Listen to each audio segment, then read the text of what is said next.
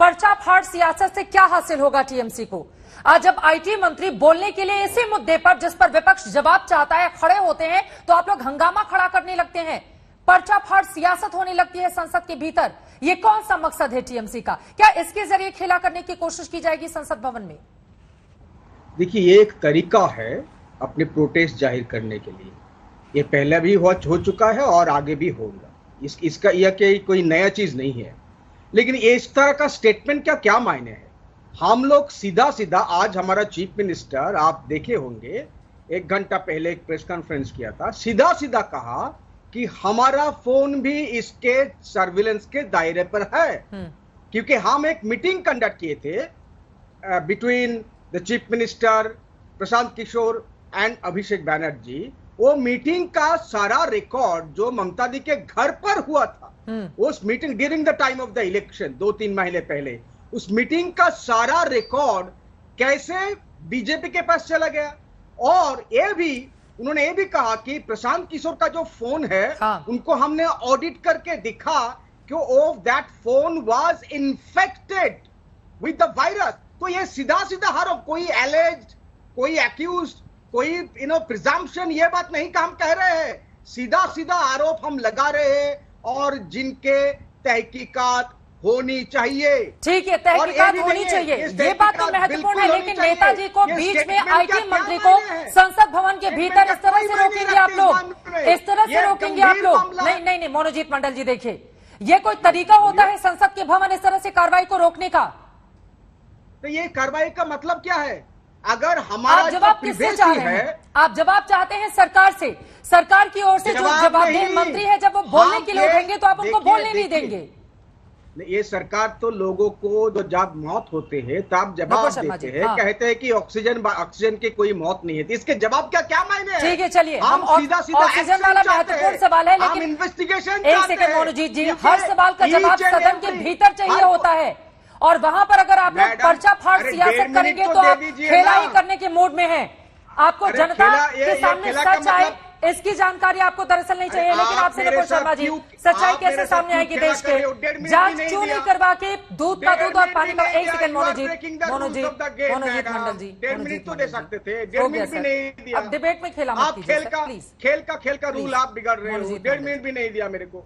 अब टाइमर नहीं चलाना, मैं कंफ्यूज हो गई। अब छोड़िए, चूंकि 6 मेहमान है, 1.5 मिनट में तो पूरी डिबेट हो जाएगी। हम आगे बढ़ते हुए नुपुर शर्मा जी, आपने कहा 1.5 मिनट दोगे, दूध का दूध और पानी का पानी कैसे होगा? नुपुर शर्मा जी। चित्रा जी, आपको नमस्कार, आपके सभी पैनलिस्ट और दर्शकों को। सबसे पहले मैं जरा बोलूं, आपके चैनल के ऊपर स्पिन डॉक्टरी करने से सुर्खियां नहीं बटोरी जा सकती। सत्य को सामने आपको परोसना चाहिए और ढंग से परोसना चाहिए। ये जो कह रहे हैं कि भैया आदरणीय मंत्री ने कह दिया कि भाई ऑक्सीजन की कमी से किसी की डेथ नहीं हुई, ये सच बात नहीं है। स्टेटमेंट ढंग से पढ़ते तो इनको पता होता। ये कहा गया है कि भैया स्वास्थ्य एक राज्य के अधीन आने वाला भी डिपार्टमेंट है, और जब राज्य ने रिपोर्ट नहीं किया कि हमारे यहाँ कोविड से ऐसी मृत्यु हुई है जो ऑक्सीजन की कमी से हुई है, तो वो केंद्र सरकार अपने ऊपर भार कैसे ले सकती है? मतलब राज्य सरकार आंकड़े छुपा रही है कहीं ना कहीं। हमने तो आपको सप्लाई कर दी थी ऑक्सीजन, ज्यादातर राज्यों में तो आपकी सरकार है नुपुर शर्मा जी, प्लीज उस पर मत जाइए, फंस जाएंगे आप। नुपुर शर्मा जी, बहुत गंभीर मामला है ये। नहीं, मैं मानती हूं, ज्यादातर राज्यों में और बड़े राज्यों में आपकी ही सरकार है। अब आपके राज्य सरकारों ने जिन चीजों को हमने अपनी आंखों के सामने देखा है, प्लीज नुपुर शर्मा जी मत जाइए कि ऑक्सीजन से किसी की मौत हुई या फिर नहीं हुई। सभी राजनेता इस पूरे मामले में एक जैसे हैं। इस मुद्दे पर नहीं बात करनी है, हम आ जाते हैं मेन मुद्दे पर। हम आ जाते हैं मेन मुद्दे की बात करते हैं। तो ना आप अथॉरिटी है, ना मैं हूं, ना ये विपक्षी दल के प्रवक्तागण है। अथॉरिटी वो टास्क फोर्स है जो आदरणीय सर्वोच्च न्यायालय ने बिठाई थी, और जिस टास्क फोर्स ने अपनी रिपोर्ट में कहा है कि बहुत बेहतरीन तरीके से ऑक्सीजन प्रोविजन हुआ है।